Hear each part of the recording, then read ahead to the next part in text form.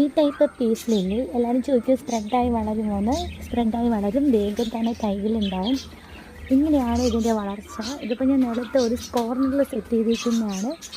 ഇതിൻ്റെ പൂനെ വെറൈറ്റി ഉണ്ട്, ഫ്ലവർ ആയിട്ടുണ്ട്. ഓരോന്നിനും ഓരോ പേരുണ്ട് കേട്ടോ. അതിൻ്റെ ഒന്നും കറക്റ്റ് പേര് എനിക്കറിയില്ല. ഇതിൽ പൂനെ വെറൈറ്റിയുടെ ലീഫ് നല്ല ഗ്ലേസിങ് ആയിരിക്കും. ഇപ്പോൾ പൂനെ വെറൈറ്റിയും ഈ ഒരു ഹൈബ്രിഡ് ഇനം പിന്നെ വേറൊരു ടൈപ്പ് പീസ് ലില്ലിയാണ്. ഇതിൻ്റെ പേര് അറിയില്ല, ഇത് കോമൺ വെറൈറ്റിയാണ്.